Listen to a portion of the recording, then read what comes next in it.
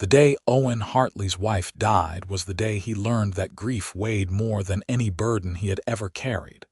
And 3 years later, in the summer of 1882, he still carried those 100-pound grain sacks at the mill in Bisbee, Arizona, as though they weighed nothing at all compared to the loss he bore in his heart. The sun beat down mercilessly on the dusty streets of Bisbee, turning the air thick and hot as molten copper from the nearby mines. Owen wiped the sweat from his brow with the back of his massive forearm, then hoisted another grain sack onto his broad shoulders with practiced ease. His muscles rippled beneath his worn cotton shirt as he walked the length of the mill floor, depositing the sack with the others. His dark hair hung past his collar, damp with perspiration, and his beard had grown fuller over the years since Catherine had passed. He no longer cared much about his appearance, only about the work that kept his hands busy and his mind somewhat occupied. The mill owner, Mr. Peterson, watched from his office window as Owen worked. The man was a marvel, truly. He never complained, never asked for rest, never shirked a single task no matter how heavy or how long the day stretched. Owen simply worked until the job was done, day after day, week after week. Some of the other workers whispered that he was trying to work himself to death, but Peterson knew better. Owen was trying to work himself back to life, one grain sack at a time. "That makes 300 today," called out Jimmy, one of the younger mill workers. "You ought to take a break, Owen. Nobody expects you to kill yourself for this place." Owen shook his head, reaching for another sack. "I am fine. The work needs doing." His voice was deep and quiet, the kind of voice that did not need to shout to be heard. When Owen spoke, people listened, though he did not speak often these days. He preferred the silence, the rhythm of lifting and carrying, the solid certainty of physical labor that had clear beginnings and endings, unlike the grief that seemed to have no end at all. The afternoon wore on, and Owen continued his work as the other men gradually finished their shifts and headed home to their families. He was always the last to leave, reluctant to return to the small cabin on the outskirts of town where Catherine's absence filled every corner like a living thing. As the sun began its descent toward the western mountains, painting the sky in shades of orange and red, Owen finally set down the last sack and rolled his shoulders. "Same time tomorrow, Owen?" Peterson asked, stepping out of his office. "Yes, sir." "You know, you have worked more hours than any 3 men combined. If you wanted to take a day off, I would understand." Owen met his employer's eyes with a steady gaze. "I would rather work." Peterson nodded, knowing better than to push. He locked up the office while Owen washed his face and hands at the pump outside. The water was warm from sitting in the pipes all day, but it still felt good against his sun-heated skin. He dried off with a cloth he kept in his pocket, then started the walk back toward his cabin. Bisbee was growing rapidly, the copper mines bringing in more people every month. The town sprawled across the hills and canyons, buildings clustered wherever there was flat enough ground to build. The air always carried the scent of dust and smoke from the smelters, mixed with the smell of horses and humanity packed into too small a space. Owen preferred the quieter edges of town where his cabin sat, away from the noise and bustle. He was passing by the general store when he heard the sound of something heavy hitting the wooden boardwalk, followed by a woman's frustrated cry. Owen looked over to see a young woman struggling with a large crate that had apparently slipped from her grasp. The crate had broken open and various goods were spilling out onto the street. The woman knelt down, trying desperately to gather up the scattered items before they rolled into the dusty road. Without thinking, Owen changed direction and approached her. "Let me help you with that." The woman looked up, startled. Her face was flushed from exertion and embarrassment, and strands of dark blonde hair had escaped from the bun at the nape of her neck. She had striking green eyes that widened as she took in his size. Owen was well over 6 feet tall, with shoulders so broad they blocked out the lowering sun. "I am so sorry," she said quickly. "I thought I could carry it, but it was heavier than I expected. I did not mean to make such a mess. No need to apologize." Owen knelt down beside her, his large hands quickly gathering the scattered tins and packages. "These crates can be unwieldy. Where were you taking it?" "Just up the street to the boarding house. I am the new cook there, and Mrs. Henderson needed these supplies for tomorrow's meals." I told her I could manage, but clearly I was wrong. She laughed, though it came out strained. Not exactly the best first impression.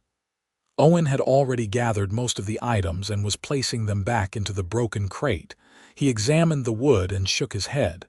"This will not hold. The bottom is split clean through. I will carry it for you. Just hold the side steady." "Oh, I could not ask you to do that. You have already helped so much." But Owen had already lifted the crate, cradling it easily against his chest despite its awkward size and weight. "Which way?" The woman stood, brushing off her skirt. "You are very kind. It is just up here, the building with the green shutters."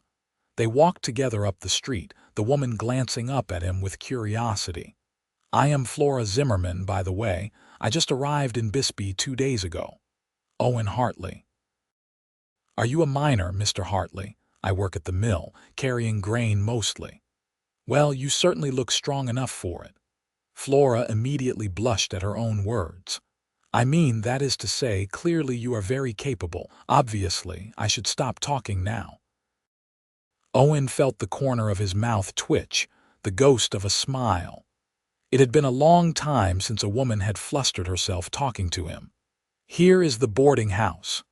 Mrs. Henderson, a plump woman with gray hair and a no-nonsense demeanor, appeared at the door. "Good heavens, Flora, what happened?" "The crate broke, but Mr. Hartley was kind enough to help me." "Where should he put it?" "Straight back to the kitchen, if you please, Mr. Hartley. And thank you for your assistance." "Flora, dear, I told you that crate was too heavy." "I know, Mrs. Henderson. I will be more careful next time." Owen carried the crate through the boarding house to the kitchen, a large room that smelled of bread and herbs. He set it down carefully on the work table, and Flora immediately began unpacking the contents, checking each item for damage. "Everything seems to be intact, thank goodness," she said. "Thank you again, Mr. Hartley. I truly appreciate your help." Owen nodded. "Happy to be of service. Good evening, Miss Zimmerman." He turned to leave, but Flora called after him. "Mr. Hartley, if you ever need a good meal, we serve dinner at the boarding house every evening. 6 o'clock. It is the least I can offer after your kindness. I will keep that in mind." Owen left the boarding house and continued on to his cabin. But for the first time in months, his thoughts were not entirely consumed by memories of Catherine. Instead, he found himself thinking about green eyes and a warm voice, and the way Flora Zimmerman had blushed when she complimented his strength. The next morning, Owen arrived at the mill before dawn as usual. The summer heat started early in Bisbee, and the smart workers tried to get as much done as possible before the sun reached its full intensity. Owen lifted and carried, stacked and sorted, his powerful body moving through the familiar motions with mechanical precision. Around mid-morning, Peterson approached him with an unusual request. "Owen, I need someone to make a delivery to the boarding house. 2 barrels of flour and a sack of cornmeal.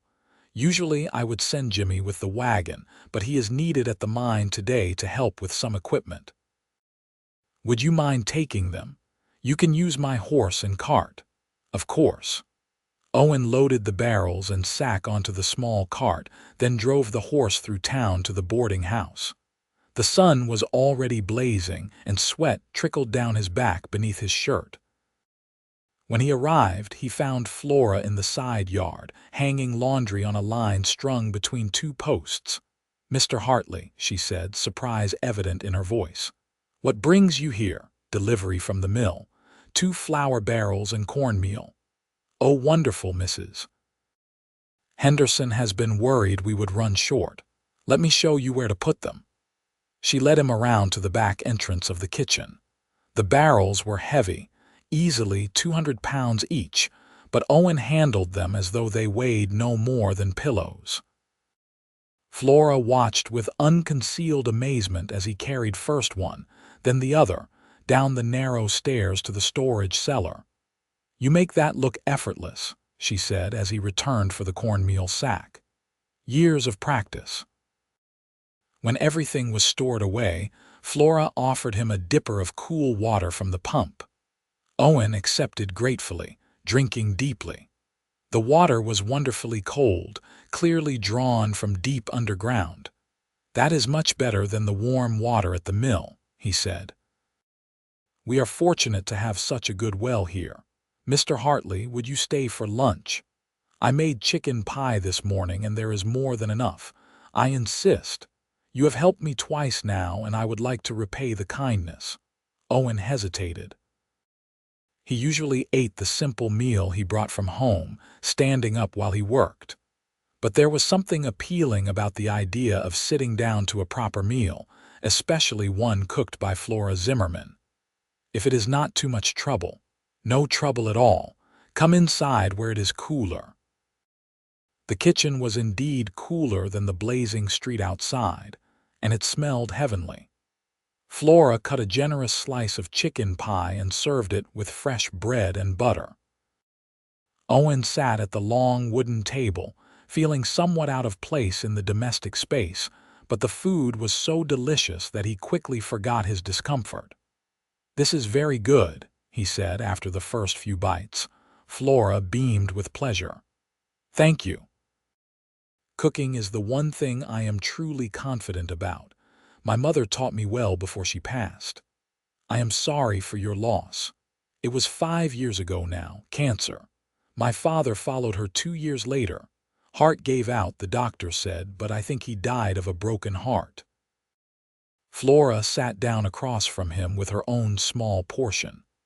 "After that, I lived with my aunt in Texas, but she remarried last year and moved to California. I did not want to go with them, so I came here to make my own way. Bisbee seemed like a place where a woman could find honest work. It is a growing town, lots of opportunity if you are willing to work hard. And you, Mr. Hartley, have you always lived in Bisbee?" Owen shook his head. "I came here 4 years ago with my wife. She wanted to see the West, said it would be an adventure." His voice grew quieter. "She died 3 years ago. Fever took her." Flora's expression filled with sympathy. "I am so sorry. That must have been terrible." It was. They sat in silence for a moment, two people who understood the weight of loss. Then Flora spoke again, her voice gentle. "You must have loved her very much." "I did. I still do. Of course. That kind of love does not just disappear. My father loved my mother until the day he died, even after she was gone. I used to think it was terribly sad, but now I see it differently. I think it is beautiful that love can endure even through death." Owen met her eyes and saw only kindness there, no pity or awkwardness. That is a good way to think of it. After finishing his meal, Owen thanked Flora and returned to work. But that evening, as he sat alone in his cabin eating a simple supper of beans and hardtack, he found himself thinking about Flora's chicken pie and the way the kitchen had smelled like a home instead of just a place to sleep. The next day was Sunday, and Owen did not work at the mill. He usually spent Sundays doing chores around his cabin and tending the small vegetable garden Catherine had planted. The tomatoes and squash still grew every year, and Owen maintained the garden with almost religious devotion. It was one of the few remaining physical connections he had to his wife. He was on his knees in the garden, pulling weeds in the morning coolness, when he heard footsteps approaching. Looking up, he was surprised to see Flora walking up the path toward his cabin. She carried a basket covered with a cloth. "Miss Zimmerman," he said, standing and brushing the dirt from his hands. "Is something wrong?" "Nothing wrong at all. Mrs. Henderson mentioned you lived out this way, and I took the liberty of bringing you some fresh bread and preserves. I made too much, and I thought you might enjoy it." She looked uncertain suddenly. "I hope I am not intruding." "Not at all. That is very thoughtful of you." Owen gestured toward the small porch. "Would you like to sit for a moment? I have water from the well." "Thank you." They sat on the porch steps, and Flora uncovered the basket to reveal a beautiful loaf of bread, still slightly warm, along with jars of strawberry and apricot preserves. "I also wanted to thank you properly for your help the other day," Flora said. "You probably do not realize it, but you saved me from a great deal of trouble. Mrs. Henderson has been very kind, but she took a chance hiring me without references. If I had failed at something as simple as carrying supplies, she might have reconsidered her decision. You are a good cook. She would be foolish to let you go." "You are kind to say so." Flora looked out at his garden. "What beautiful vegetables! Do you do all this yourself?" "My wife started it. I keep it going." Flora was quiet for a moment. "That is a lovely way to honor her memory." They sat together in comfortable silence, listening to the birds and the distant sounds of the town waking up. Owen found himself relaxing in a way he had not in years. There was something peaceful about Flora's presence, something that did not demand anything of him but simply accepted him as he was. Over the following weeks, Owen and Flora developed an easy friendship. He would stop by the boarding house when he made deliveries, and she would always offer him a cool drink or a slice of whatever she had been baking. Sometimes on Sundays, Flora would walk out to his cabin with leftovers from the week, insisting that she could not stand to see good food go to waste. Owen, for his part, began helping Flora with the heavier tasks at the boarding house. When Mrs. Henderson needed the furniture moved for a thorough cleaning, Owen was there. When a shutter came loose during a windstorm, Owen repaired it. When the stove needed a new flue pipe, Owen installed it. He never once complained or asked for anything in return. Helping Flora felt natural, as easy as breathing. One particularly hot afternoon in August, Owen was at the mill when Peterson approached him with a worried expression. "Owen, I hate to ask this of you, but we have a problem. The wagon broke an axle on the way back from Tombstone, and we have a special order that needs to be delivered to the railroad depot by tomorrow morning. It is 40 miles to Fairbank, and we would need to leave tonight to make it in time." "What needs to be delivered?" 6 barrels of specialty flour for the Army. It is worth a lot of money and we cannot afford to miss the delivery. I would pay you double wages for the trip and you could take Monday off to rest." Owen nodded. "I will do it." "Thank you, Owen. I knew I could count on you." Owen worked quickly to load the heavy barrels onto Peterson's best wagon, then hitched up the 2 strongest horses. The sun was just setting as he prepared to leave, and he found himself thinking that he would not see Flora for 2 days. The realization surprised him. When had her presence become such a regular part of his life? He was about to climb up onto the wagon when he heard someone calling his name. Turning, he saw Flora hurrying up the street, carrying a large basket. "Mr. Hartley, wait," she called, slightly out of breath when she reached him. "I heard at the boarding house that you were making a long journey tonight. I packed you some food for the road.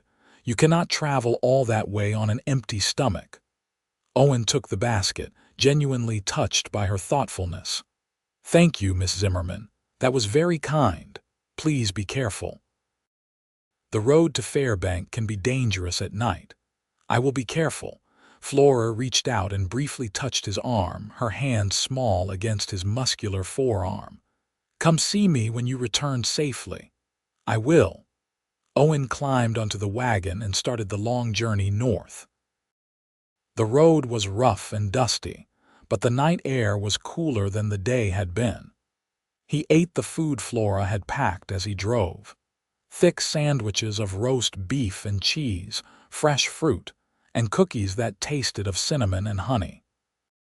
It was the best meal he had eaten in a long time, and he thought about the care she must have taken to prepare it on such short notice. The journey to Fairbank took most of the night. Owen stopped once to rest the horses and catch a few hours of sleep, then continued on in the pre-dawn darkness. He made the delivery on time, collected payment for Peterson, and began the return journey. It was late afternoon when something went wrong. Owen was navigating a particularly rough section of road through a rocky canyon when one of the horses stumbled. He pulled them to a stop immediately and climbed down to check for injury. The horse was favoring its left front leg, and when Owen examined it carefully, he found a stone wedged in the hoof. He worked quickly to remove the stone and check for damage. The hoof seemed sound, but the horse needed rest before continuing. Owen unhitched both animals and led them to a small creek that ran alongside the road. While the horses drank and rested, he sat on a rock and assessed his situation.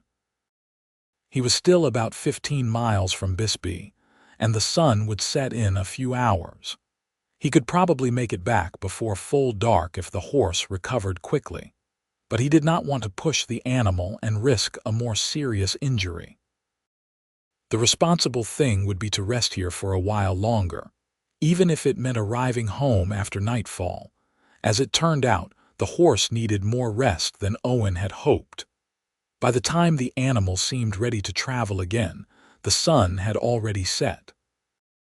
Owen hitched up the team and continued on, but the pace was slower than he would have liked. The moon was bright at least, providing enough light to see the road.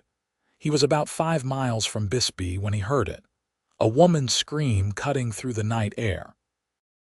Owen immediately pulled the wagon to a stop and listened. There it was again, coming from somewhere off the road to the east. Without hesitation, he jumped down from the wagon and ran toward the sound, his long legs covering ground quickly. In a small clearing, he found a scene of trouble. A young Mexican woman was backed against a large boulder while 3 rough-looking men surrounded her.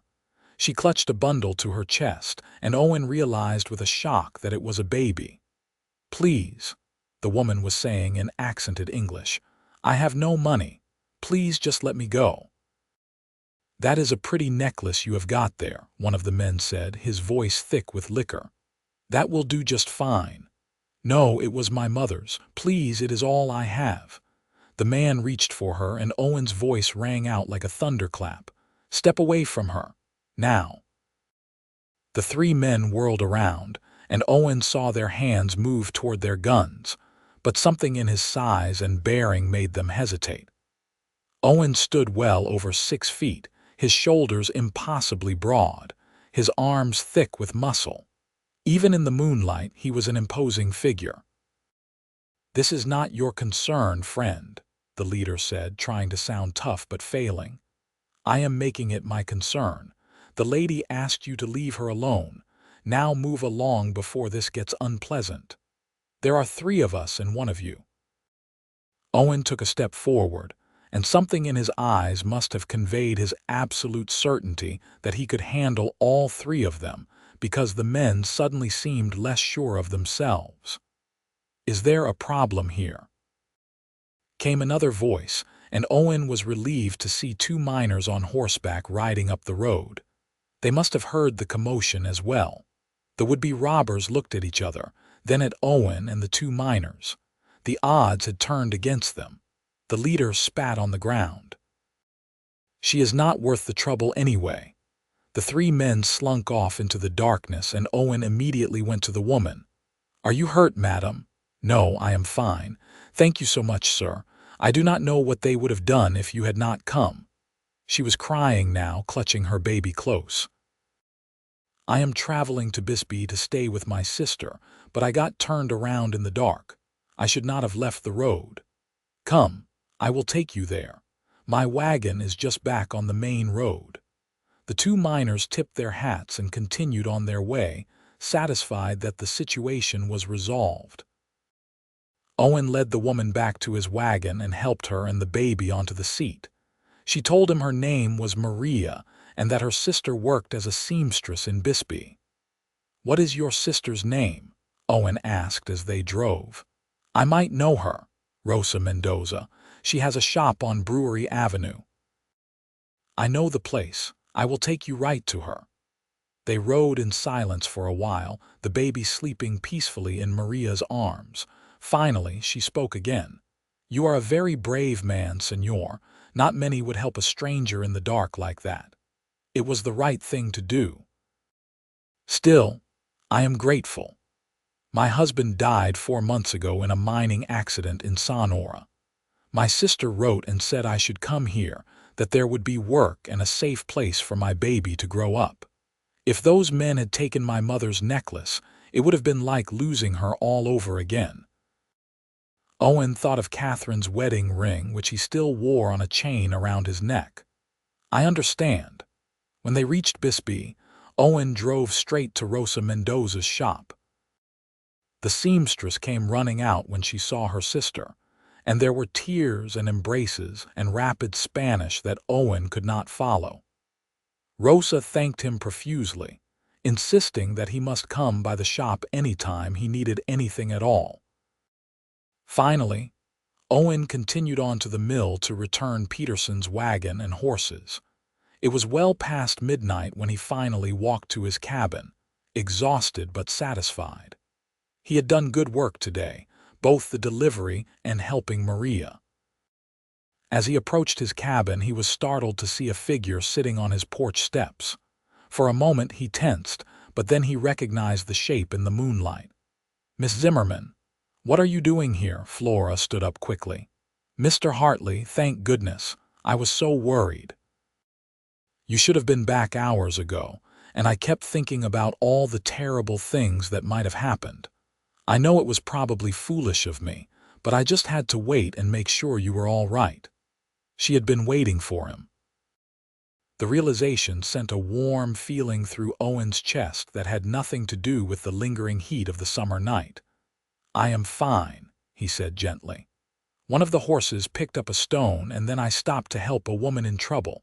I am sorry you were worried." A woman in trouble. What happened?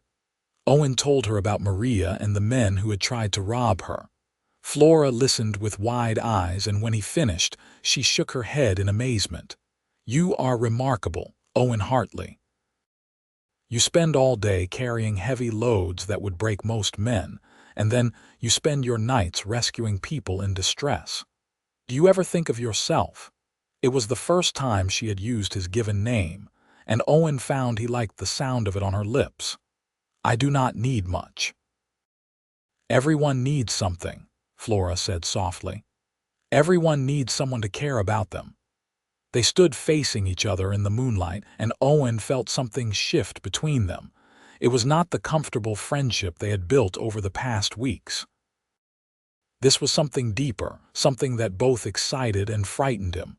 "Flora," he said, and her name felt right in his mouth. "I have not been fair to you." "What do you mean?" "I am not good company. I work too much. I spend too much time living in the past." "You should be spending your time with someone younger, someone who can offer you a future, instead of just a friendship with a man who cannot let go of his grief." Flora stepped closer to him.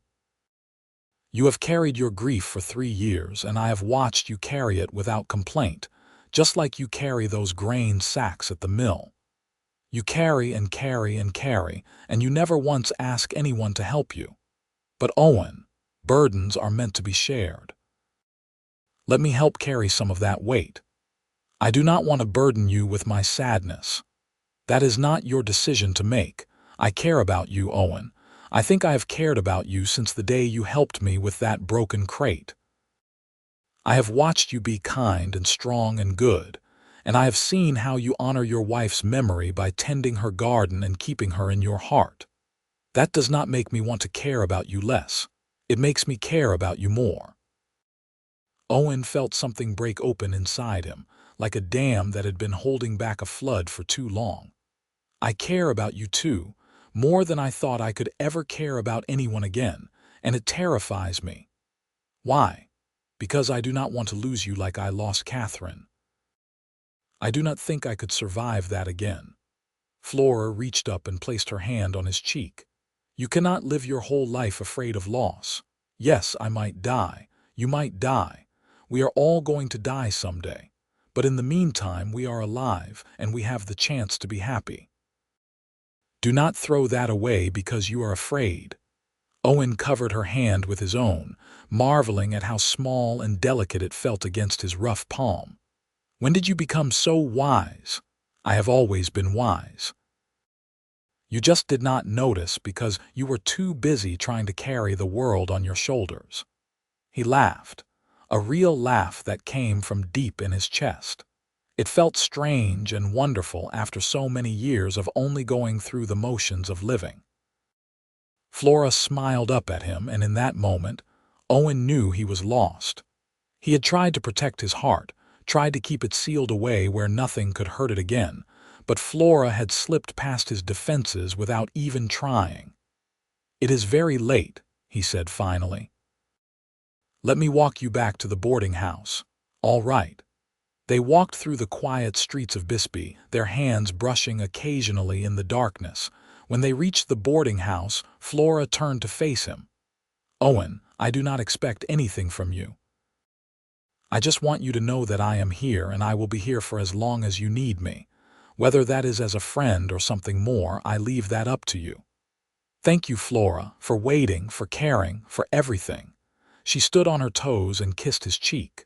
"Good night, Owen. Sleep well." "Good night." Owen walked back to his cabin in a daze, his hand touching the place where her lips had brushed his skin. When he finally lay down in his bed, he found himself smiling in the darkness. The next morning, Owen woke with a sense of purpose he had not felt in years. He went to the mill as usual, but after working for several hours, he asked Peterson for the afternoon off. "Of course," Peterson said, surprised but pleased. "You have earned it. Is everything all right?" "Everything is fine. Better than fine, actually. I just have some things I need to do." Owen's first stop was the small cemetery on the hill outside of town. He had not visited Catherine's grave in months, ashamed of how he had let the grass grow tall and weeds creep in around the simple wooden marker. He spent 2 hours cleaning the site, pulling weeds and planting some of the flowers from her garden that he had brought with him. When the grave looked proper again, Owen sat down beside it and spoke aloud for the first time in a long while. "Catherine, I need to talk to you about something important. I met someone. Her name is Flora, and she is kind and beautiful, and she makes me laugh. I never thought I would feel this way about anyone again, and I need you to know that it does not mean I have forgotten you. I will never forget you. You were my first love, and you will always have a place in my heart." A warm breeze blew across the cemetery, rustling the leaves of the mesquite trees. "I think you would like her," Owen continued. "She is strong like you were. She is not afraid to speak her mind. And she sees something good in me, even though I have been broken for so long. I think you would tell me to stop being such a fool and to grab hold of happiness while I can. That is what you would say, is it not?" The breeze blew again, and Owen felt a sense of peace settle over him. He placed his hand on the grave marker. "Thank you for the time we had together. Thank you for teaching me how to love someone, and thank you for letting me go. I will always love you, Catherine. Always." Owen stood, brushed the dirt from his knees, and walked back down the hill toward town. His next stop was the general store, where he purchased several items he would need. Then he went to his cabin and spent the rest of the afternoon cleaning and straightening, opening windows to air out the rooms, and generally making the place more welcoming than it had been in years. That evening he bathed thoroughly, trimmed his beard, and put on his best shirt. Then he walked to the boarding house with a bouquet of flowers from Catherine's garden and a heart full of nervous hope. Mrs. Henderson answered his knock. "Why, Mr. Hartley, do not you look handsome this evening? I suspect you are here to see our Flora."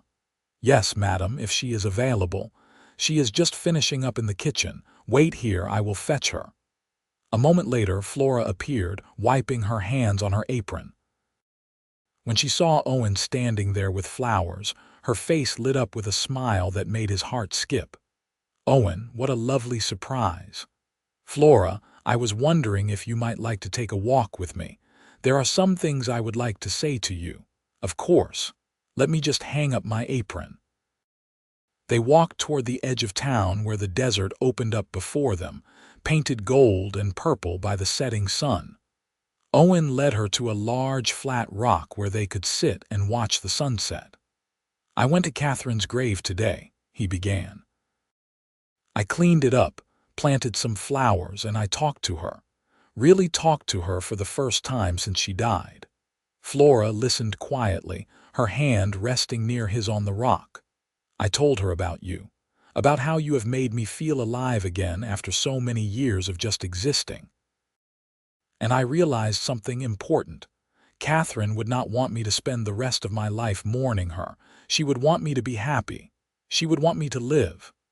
"I think you are right," Flora said softly. Owen turned to face her fully, taking both of her hands in his. "Flora Zimmerman, you have carried my burdens without me even asking. You have been patient with my grief and kind to my broken heart.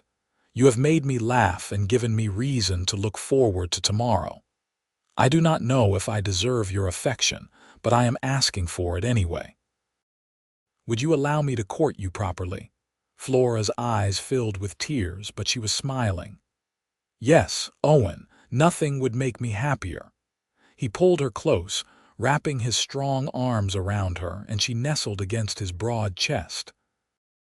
They sat together watching the sun sink below the mountains, and for the first time in 3 years, Owen felt complete. The courtship that followed was the talk of the boarding house and half of Bisbee. Owen was a changed man, his co-workers said. He still worked as hard as ever at the mill, still carried those 100-pound grain sacks without complaint, but now he whistled while he worked. He smiled. He laughed at jokes. The dark cloud that had hung over him for so long had finally lifted. Owen courted Flora with old-fashioned devotion.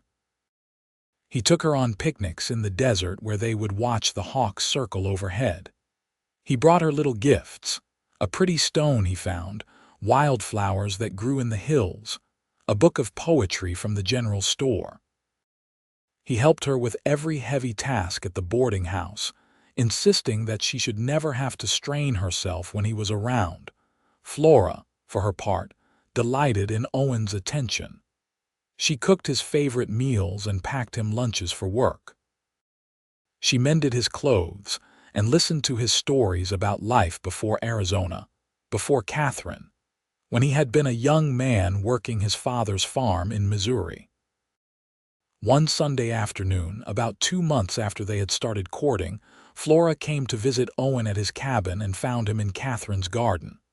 "I have been thinking," she said, sitting beside him as he worked the soil, "about this garden and what it means to you." "What about it?" "I want you to know that I do not expect you to plow it under or forget about Catherine. This garden is a beautiful memorial to her, and I think you should keep tending it for as long as you want." Owen sat back on his heels, studying her face. "You would not mind living with the memory of another woman?" "Owen, I fell in love with you knowing full well that you had been married before and that you had loved your wife deeply. I would never ask you to erase that part of your life. It made you who you are, and I love who you are." Owen pulled off his gloves and took her hands. "I do not deserve you." "Stop saying that. You are a good man who has been through terrible loss, But you did not let that loss turn you bitter or cruel. You kept working, kept helping others, kept being kind even when your own heart was breaking. That is exactly the kind of man I want to spend my life with. Spend your life with, Owen repeated.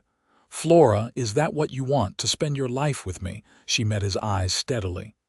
Yes, if you will have me. Owen stood and pulled her to her feet, then knelt down on one knee right there in the garden. Flora Zimmerman, I did not think I would ever feel this way again, but you have shown me that the heart has more capacity for love than I ever imagined. Will you marry me? Will you let me carry your burdens alongside my own? Will you make me the happiest man in Arizona territory? Flora laughed through her tears. Yes, Owen. Yes to all of it. He stood and lifted her off the ground, spinning her around as she laughed. When he set her down, he kissed her for the first time, a gentle kiss that held the promise of all the days to come. They were married 6 weeks later in the small church in Bisbee. Mrs. Henderson helped Flora make her wedding dress, a simple but elegant gown of cream-colored cotton with lace trim. Owen wore a new suit that he had ordered special from the tailor, and he got a proper haircut for the occasion, though he kept his hair long enough to tie back. The whole town seemed to turn out for the wedding.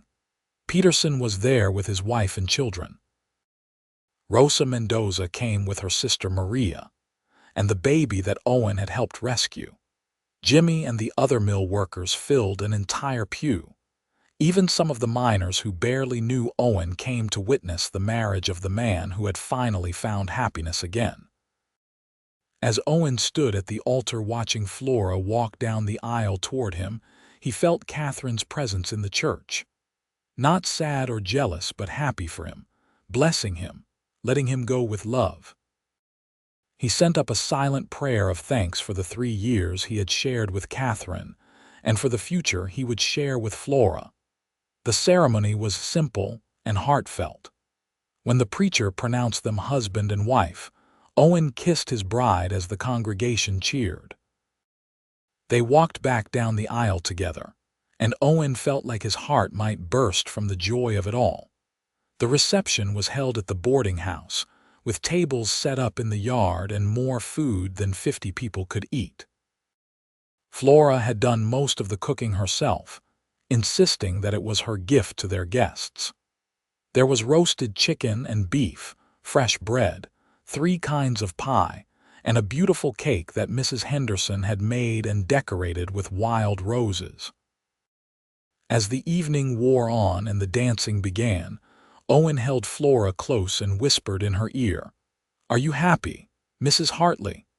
"Happier than I ever thought possible, Mr. Hartley." They danced until the stars came out, and then Owen carried his bride across the threshold of their cabin. He had spent weeks preparing it for her arrival, adding curtains to the windows, a new rug for the floor, and fresh paint on the walls.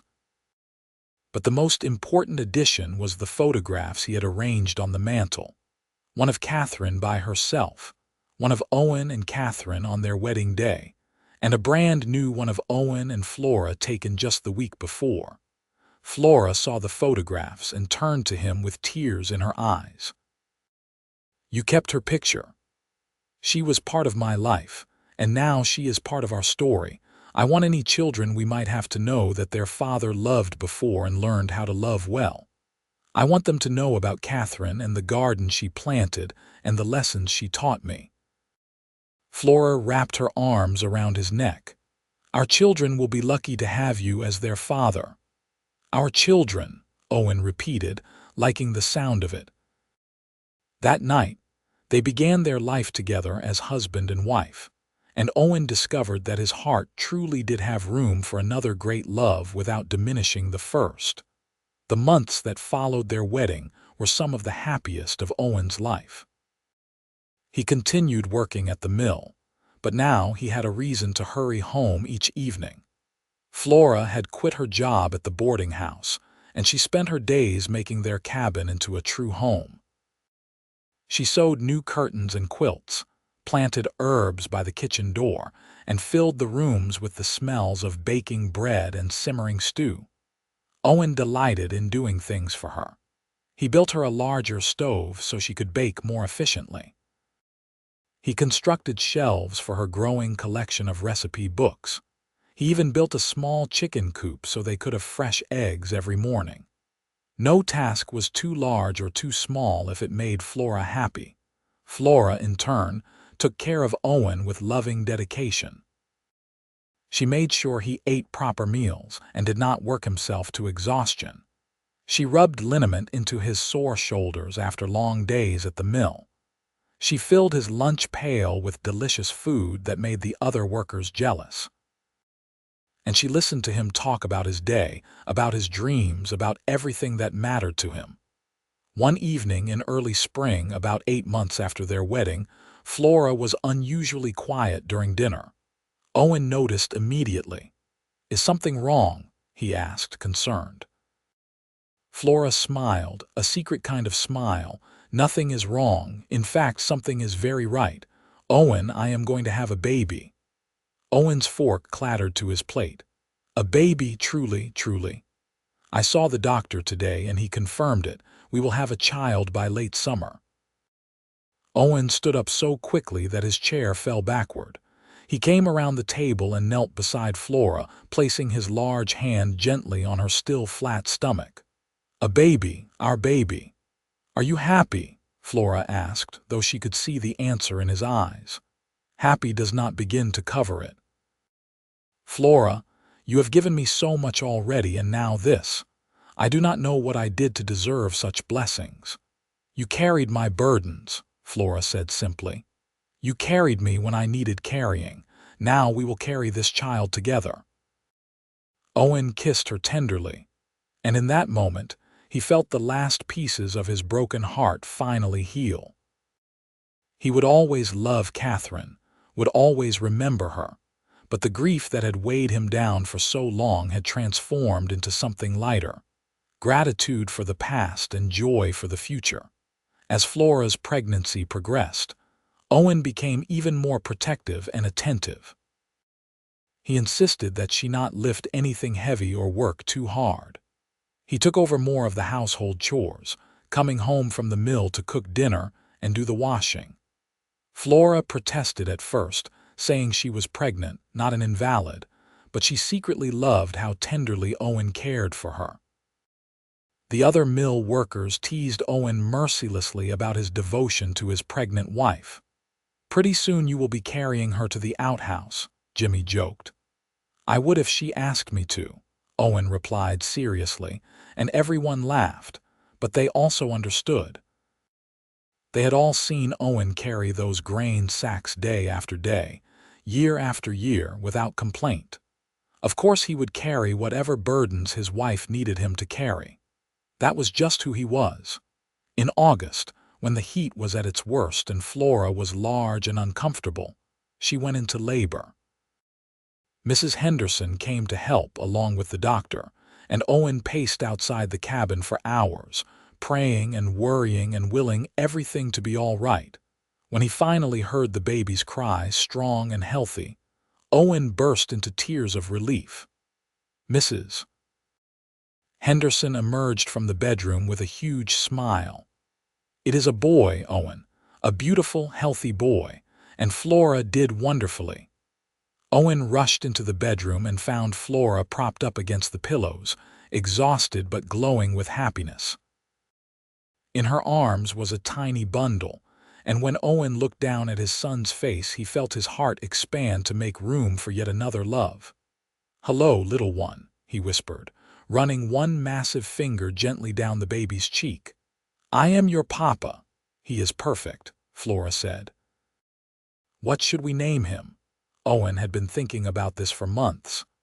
"I would like to name him James, after my father, James Owen Hartley, if that suits you." "It suits me perfectly." Little James was a good baby, healthy and strong like his father. Owen was amazed by how tiny the baby's hands were compared to his own rough, calloused ones. He held his son with exquisite gentleness. This man who was strong enough to carry 200-pound barrels but tender enough to cradle a newborn without fear. Owen took on even more responsibilities around the house, insisting that Flora rest and recover from the birth. He changed diapers and walked the floor with James when the baby cried at night. He sang lullabies in his deep, rumbling voice that seemed to soothe the baby better than anything else. "You are going to spoil him," Flora said one evening, watching Owen rock their son with infinite patience. "Is it possible to spoil someone with love?" Owen asked. "I suppose not." As James grew, Owen marveled at every milestone.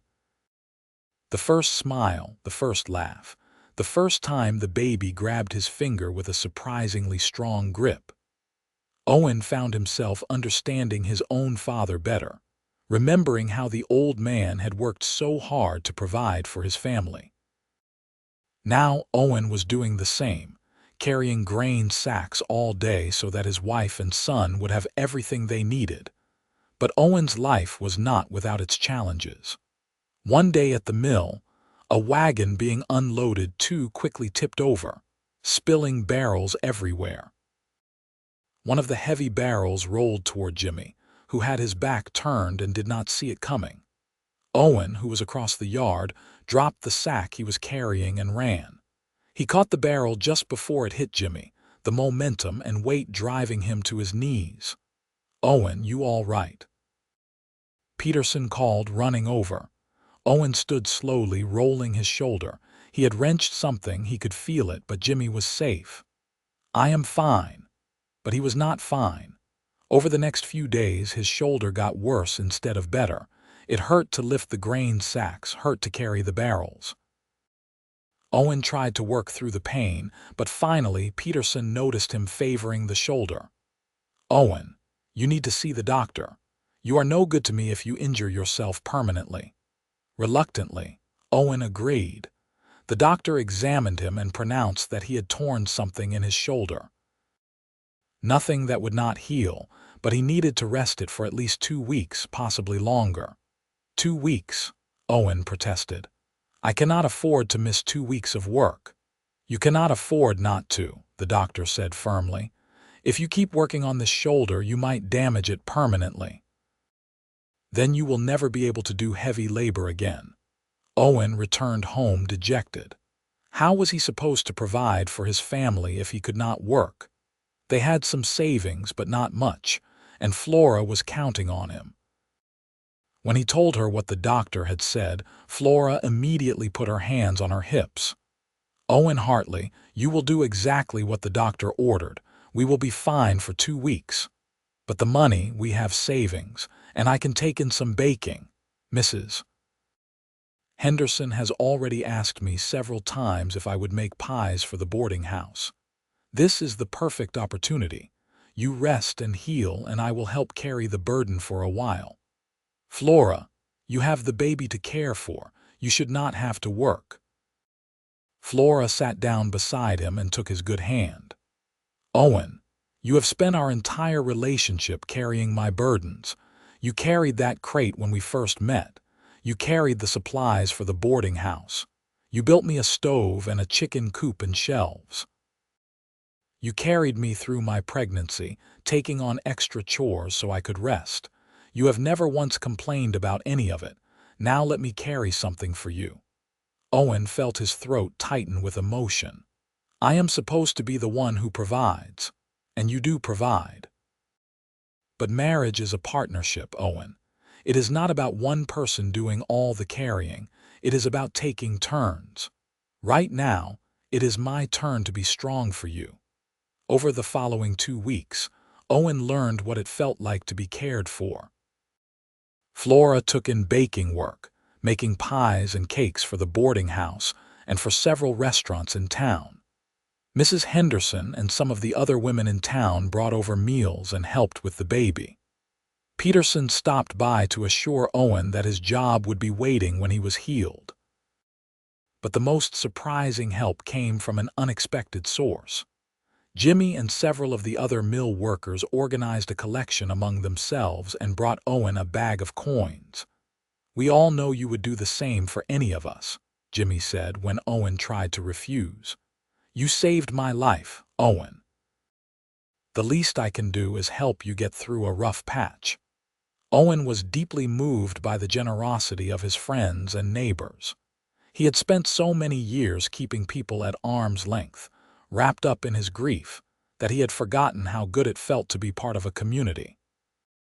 During his enforced rest, Owen spent time with James, getting to know his son in a way he might not have if he had been working 12-hour days. He took the baby for walks around the property, pointing out birds and plants. He read to him from the few books they owned, even though James was far too young to understand the words.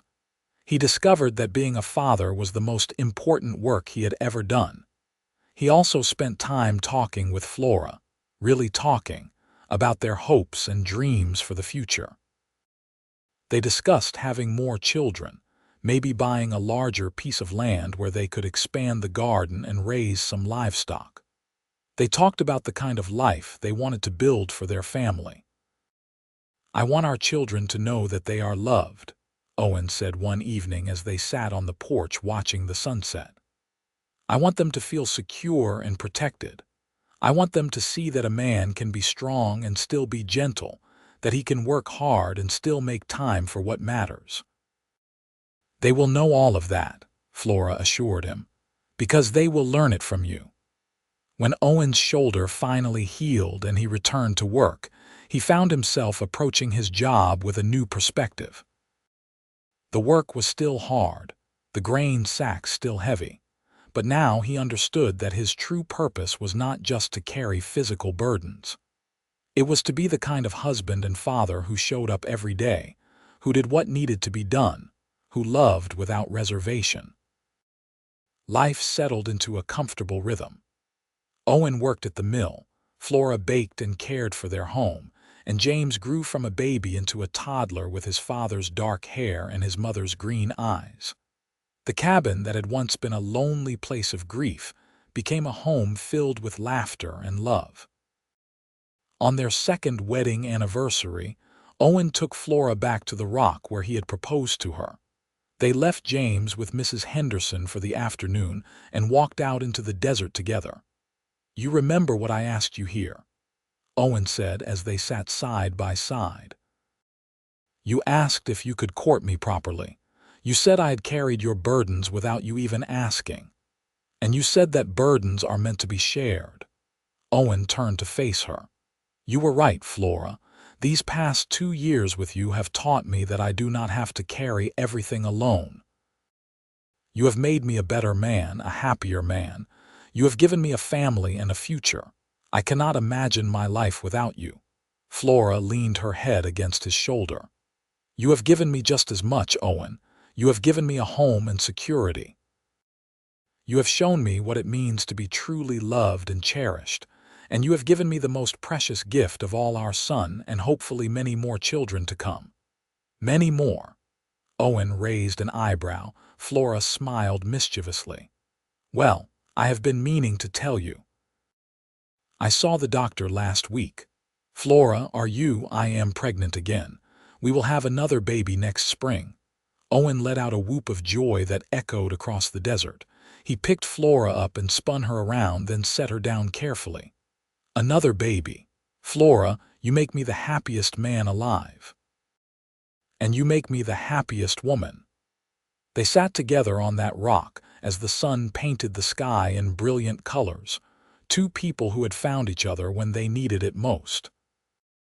Owen thought about the long journey that had brought him to this moment.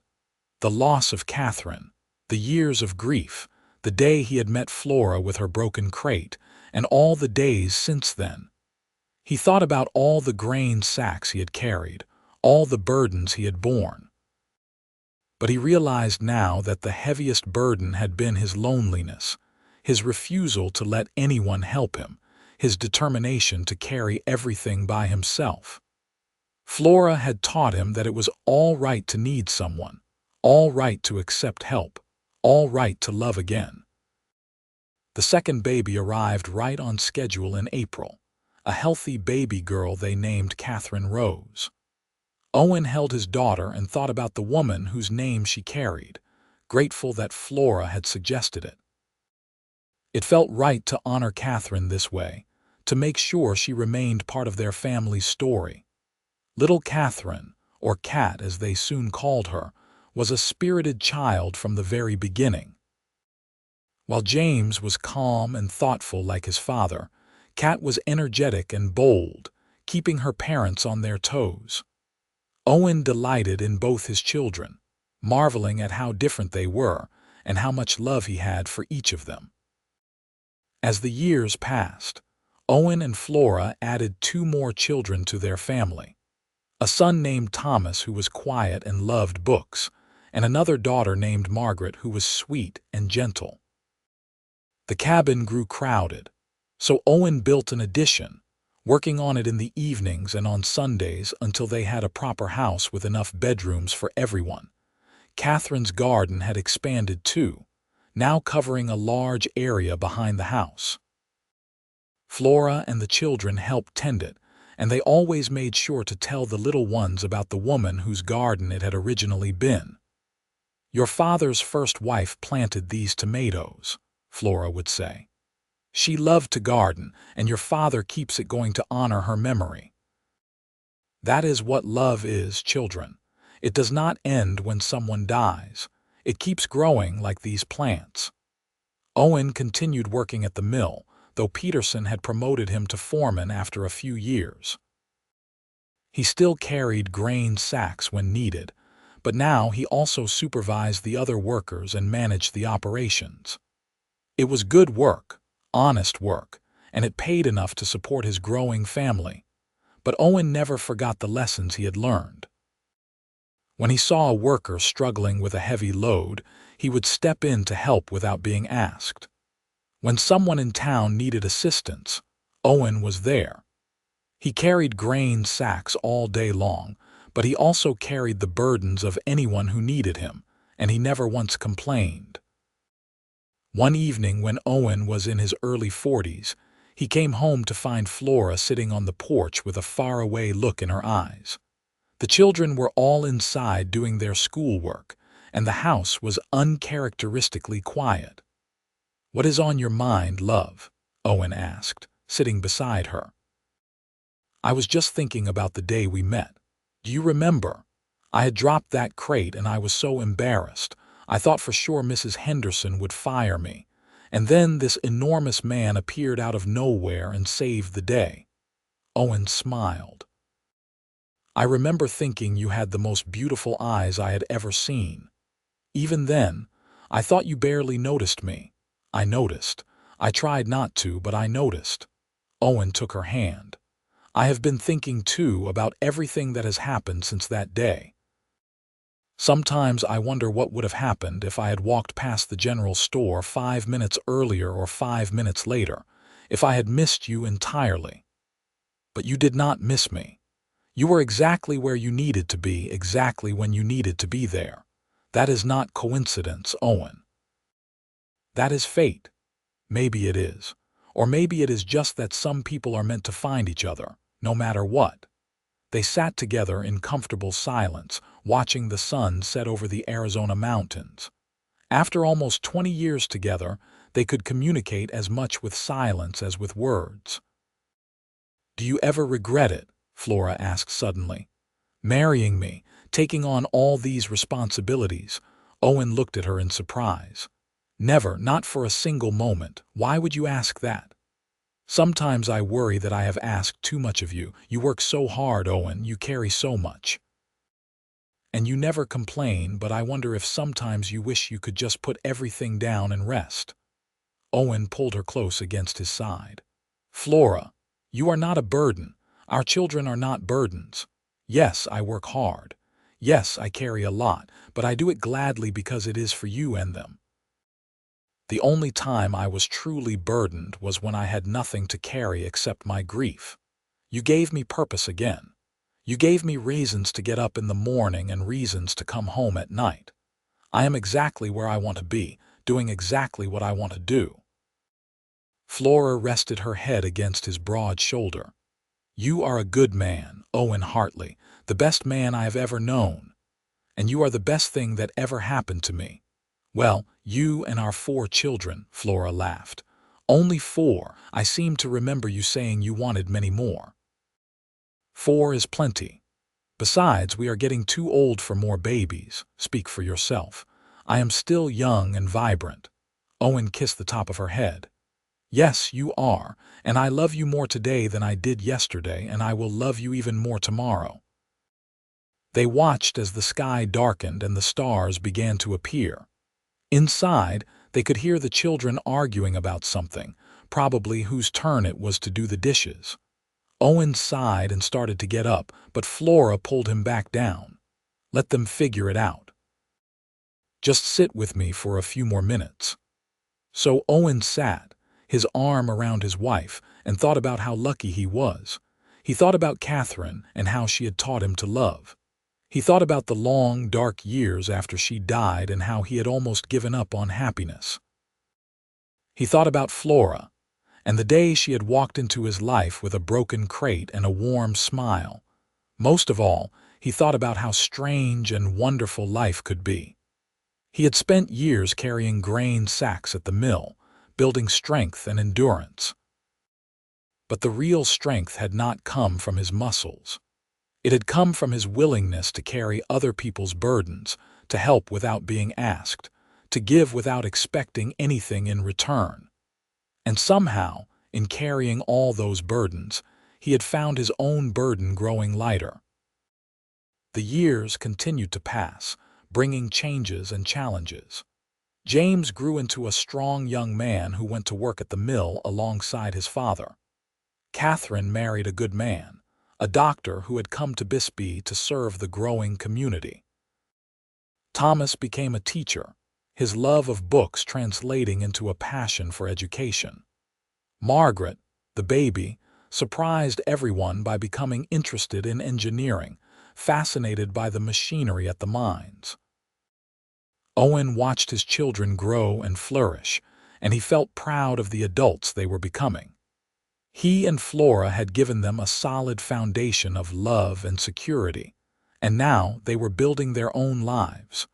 Owen himself began to slow down as he entered his 50s.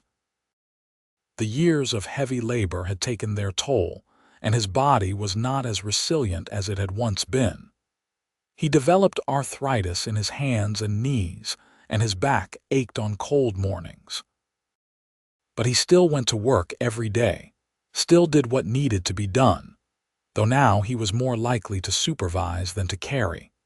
Peterson had offered him part ownership in the mill, recognizing how integral Owen had been to the business's success over the years. Owen accepted, pleased to have the security for his family's future. James would inherit his share someday, continuing the family's connection to the mill. One spring afternoon, Owen was working in Catherine's garden, now truly Catherine and Flora's garden, planting the season's first tomatoes. Flora was inside making bread and the smell wafted out through the open kitchen window. It was a perfect moment, peaceful and content. Suddenly, Owen felt a sharp pain in his chest. He dropped the trowel and clutched at his shirt, gasping for breath.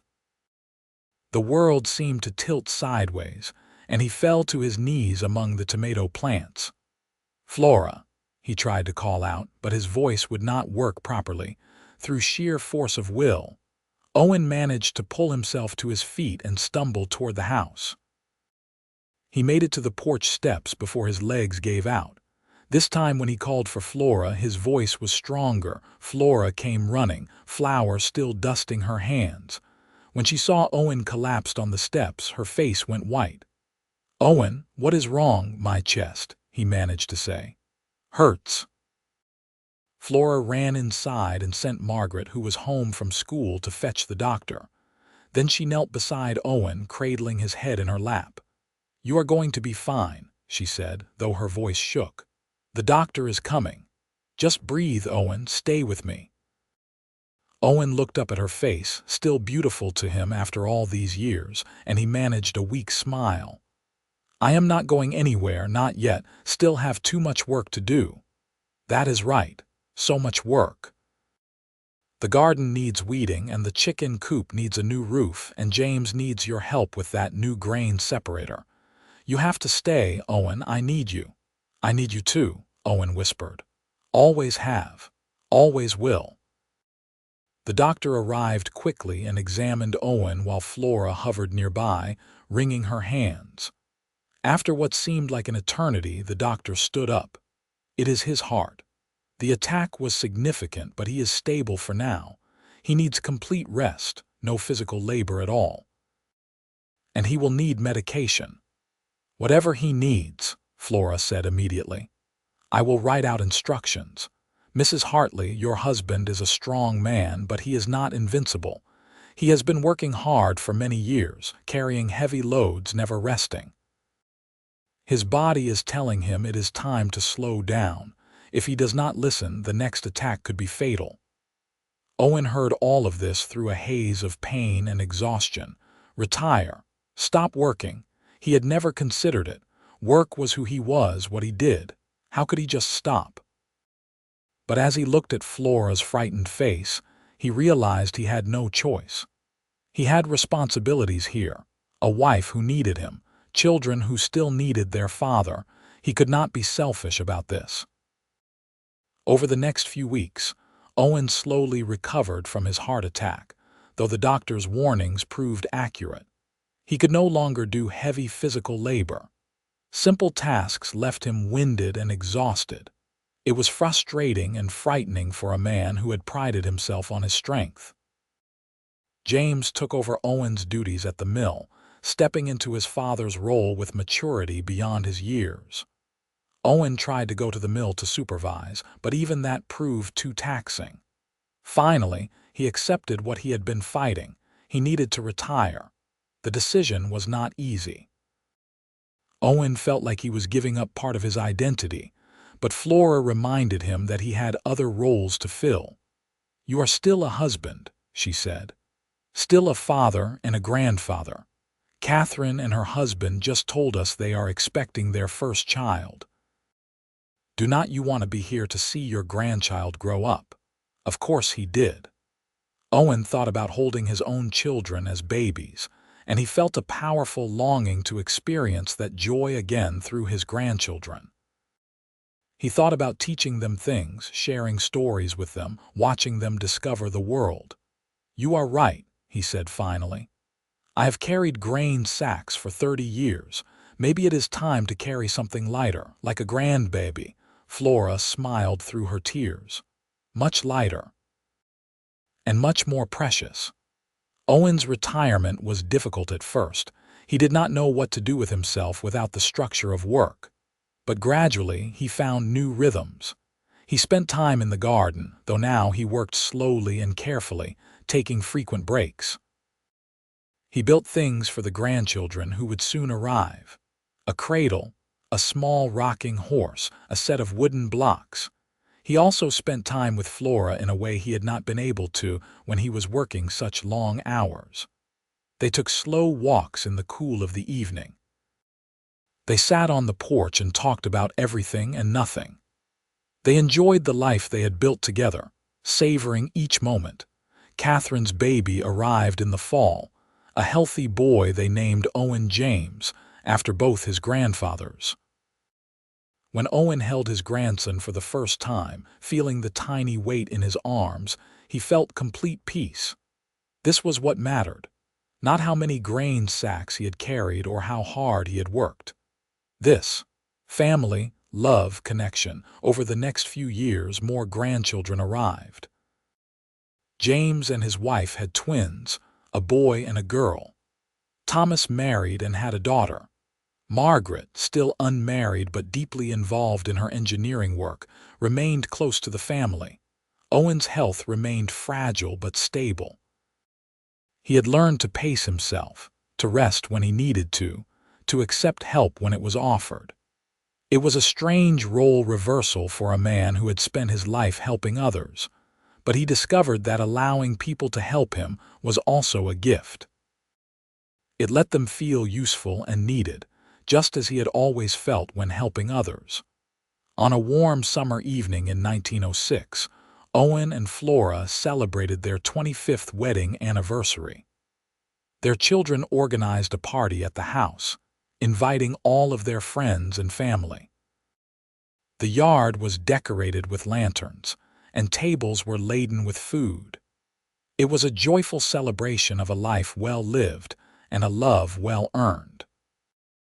As the evening wound down and the guests began to depart, Owen and Flora found themselves alone on the porch, watching the grandchildren play in the yard under the watchful eyes of their parents. 25 years, Flora said, shaking her head in wonder. It seems like yesterday and a lifetime ago all at once. Best 25 years of my life, Owen said. Well, the best 22 years anyway. Those first 3 years without you were not so great, Flora laughed.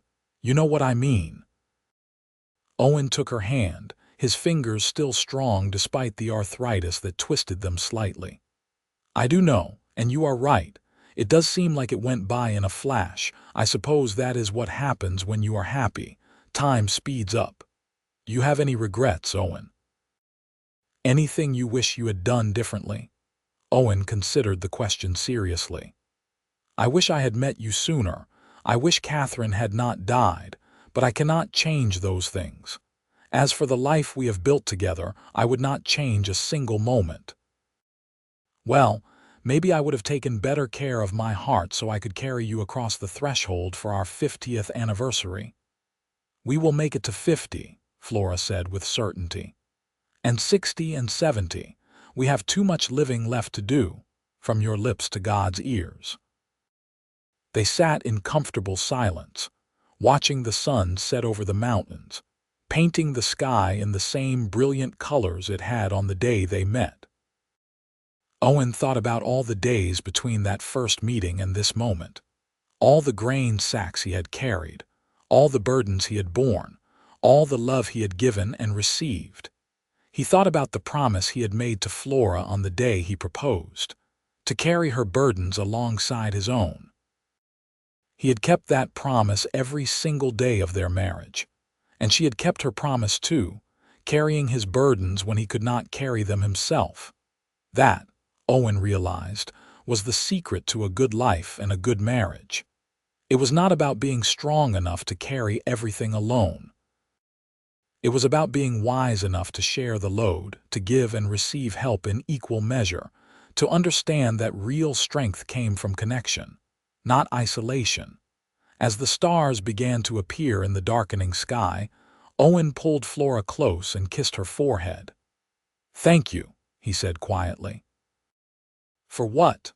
"For waiting on my porch that night when I was late coming home, for caring about a broken man who did not think he deserved to be happy, for carrying my burdens when I could not carry them myself, for giving me a family and a future, for everything." Flora smiled up at him, her eyes still as green and beautiful as they had been the day they met. "You carried mine first, and you never once complained." "How could I complain? Every burden I carried for you was a blessing. Every load was lighter because it was for you. I would carry 1,000 more if I could. You have carried enough, my love. Now it is time to rest, to enjoy what we have built, to watch our grandchildren grow and see what kind of world they will make. You have earned your rest." Owen nodded, accepting the truth of her words. He had spent his life in motion, always working, always carrying, always doing. But now, in the quiet evening with his wife beside him and his family surrounding him, he discovered that resting could be its own kind of work. The work of appreciating, of remembering, of savoring all the good things that life had brought. They sat together until full dark, and then Flora stood and offered him her hand. "Come inside, Owen. It is getting cold." Owen took her hand and let her help him to his feet. It was a small thing, this acceptance of help, but it represented a fundamental shift in how he understood strength. He had spent so much of his life being the strong one, the helper, the carrier of burdens. Now he understood that true strength also meant knowing when to be carried. They walked inside together, hand in hand, into the warm light of their home. Through the windows, they could see their children and grandchildren laughing and talking, filling the rooms with life and love. This was what all those years of work had been for. This was what all those grain sacks had purchased. A life of meaning, a family of love, a legacy that would endure long after he was gone. Owen lived for another 15 years after his heart attack, defying all the doctor's dire predictions. He watched his grandchildren grow and even lived to meet 2 great-grandchildren. He never returned to heavy labor at the mill, but he found other ways to contribute, other burdens to carry. He gave advice to young men starting out in business. He helped neighbors with problems that required wisdom rather than muscle. He told stories to the grandchildren, passing down the history of their family and the values that had sustained him through good times and bad. Flora remained by his side through it all, his constant companion and truest friend. As they grew older together, their love deepened and matured, becoming less about passion and more about partnership, less about desire and more about devotion. They had weathered storms and celebrated joys, and through it all they had held fast to each other. On a quiet morning in the spring of 1921, Owen woke feeling strange. His chest was tight, but not painful. He felt light somehow, as though gravity had loosened its hold on him. He looked over at Flora, still sleeping peacefully beside him, her face relaxed and beautiful in the morning light. He knew with sudden certainty that this was his last day. His heart, which had served him faithfully for 63 years, was finally giving out. Owen felt no fear, only a quiet acceptance. He had lived a good life. He had loved and been loved. He had carried his share of burdens and had never complained. He was ready. Owen reached over and gently touched Flora's shoulder. She woke immediately, as she always did when he needed her, her green eyes opening to meet his. "Owen, what is wrong?" "Nothing is wrong, my love. Everything is exactly as it should be." He smiled at her, his weathered face creasing with genuine joy. "I just wanted to tell you one more time that I love you, that you made me happier than I ever thought possible, that every day with you was a gift." Flora's eyes filled with tears as she understood what he was really saying. "Owen, no, not yet. We have more time. We had plenty of time. More than I deserved. Flora, my beautiful Flora, do not cry. I am not afraid.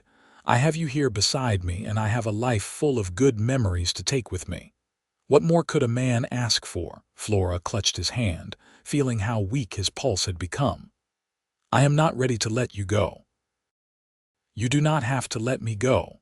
I will always be with you, just like Catherine has always been with us. Love does not end when the body fails. You taught me that, remember." They lay together as the sun rose higher, flooding the room with golden light. Owen felt his breathing grow more labored, his vision starting to blur. But through it all, he held onto Flora's hand, that lifeline that had sustained him through so many years. "Owen," Flora whispered, "thank you for everything, for carrying my burdens, for loving me, for giving me the most beautiful life I could have imagined." "Thank you for saving me," Owen replied, his voice barely audible now, "for seeing something worth saving in a broken man, for teaching me that I could love again, for everything." His last thoughts were of Catherine's garden, now flourishing in its 41st year, and of the strong hands that had carried so many grain sacks and so many burdens, but most importantly had held his wife and children with infinite gentleness. He thought of the life he had built not with money or status, but with honest work and steadfast love. And he thought of Flora, his second chance, his miracle, the woman who had carried his burdens when they became too heavy even for him. Owen Hartley died as the sun reached its zenith, with his wife's hand in his and a smile on his weathered face. He had carried grain sacks all day long for 30 years, but more importantly, he had carried the people he loved through their struggles and sorrows, and he had never once complained. It was a good life, a full life, a life well lived. The funeral was held on a bright spring day, with seemingly the entire town of Bisbee turning out to pay their respects. Peterson, now elderly himself, gave a eulogy that spoke of Owen's tireless work ethic and his kindness to everyone. James spoke of his father's patience and wisdom, his strength and gentleness. But it was Flora who spoke last, her voice clear and strong despite her grief. "My husband was the strongest man I ever knew," she said, "but his strength was not just in his muscles or his ability to carry heavy loads. His strength was in his heart, in his willingness to help anyone who needed it, in his capacity to love fully and without reservation. He carried burdens all his life, first for his wife Catherine, then for me, then for our children and grandchildren. He carried and carried and carried, and he never complained because he understood that carrying burdens for the people you love is not work, it is a privilege." After the service, the family gathered at the house. The grandchildren, some now young adults with children of their own, shared stories of their grandfather. They talked about his patience, his kindness, the way he could fix anything and build anything and make anything better just by being there. Flora listened to the stories, adding her own here and there, and she felt proud of the legacy they had created together. Owen had been a good man, a faithful husband, a devoted father. He had worked hard and loved harder. He had left the world better than he found it. In the years that followed, Flora remained in the house she and Owen had shared for so long. The garden continued to flourish under her care, with help from the grandchildren. She lived surrounded by family, watching new generations grow up in the shadow of the love Owen had built. She never remarried. When people asked why, she would smile and say that she had been lucky enough to have two great loves in her life. The man Owen had been when they met, carrying the grief of his first wife, and the man he had become after they married, carrying instead the joy of their life together. That was enough for any lifetime. Flora lived to be 87 years old, healthy and sharp until almost the very end. When she finally passed away peacefully in her sleep, surrounded by children and grandchildren and great-grandchildren, her last words were, "Tell Owen I am coming. Tell him I have stories to share and burdens for him to help me carry." They buried her next to Owen in the cemetery on the hill, and the entire town mourned the passing of a remarkable woman. But the story of Owen and Flora Hartley lived on, passed down through generations. It became the kind of story that people told when they wanted to explain what real love looked like, what real strength meant, what it took to build a life of meaning and purpose.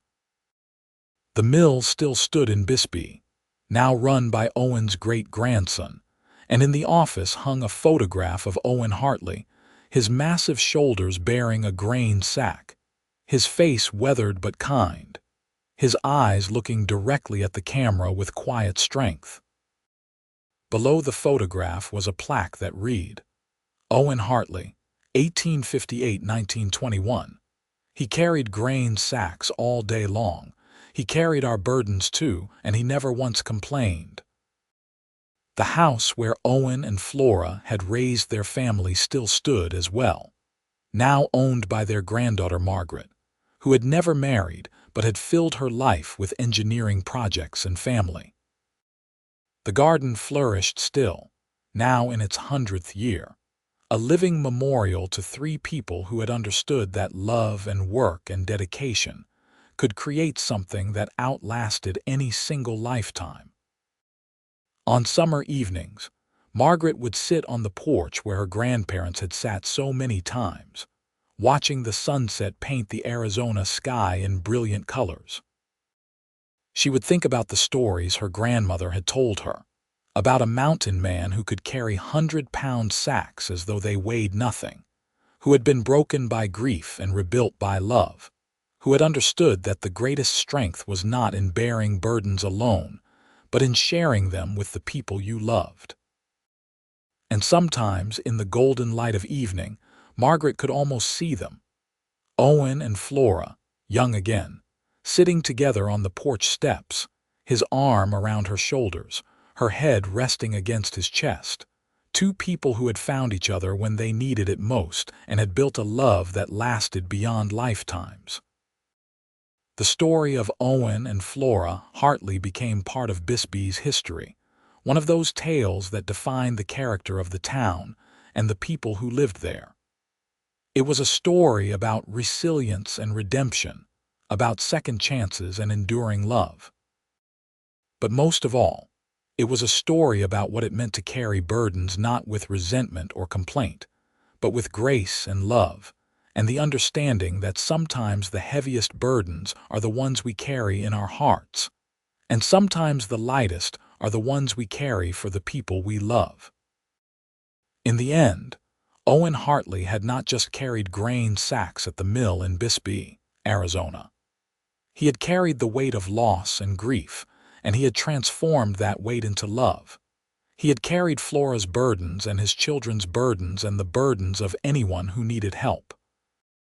And he had done it all without complaint because he understood a fundamental truth, that we are not measured by what we carry, but by how we carry it, and by whether we carry it alone or share the load with those we love. That was the legacy Owen and Flora left behind, not wealth or status, but a simple truth about what mattered most in life: love, work, family, and the willingness to carry each other's burdens without complaint. It was a legacy that lived on long after they were gone, passed down through generations, a light in the darkness, a reminder that even in the harsh landscape of the Wild West, even in the difficult days of the late 19th and early 20th centuries, it was possible to build something beautiful and lasting.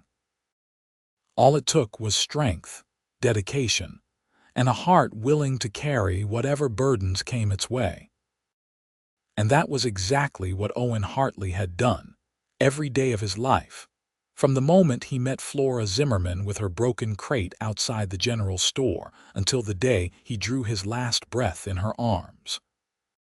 He had carried and carried and carried, transforming burden into blessing, weight into love, and in doing so, he had created a life worth remembering, and a love worth celebrating for generations to come.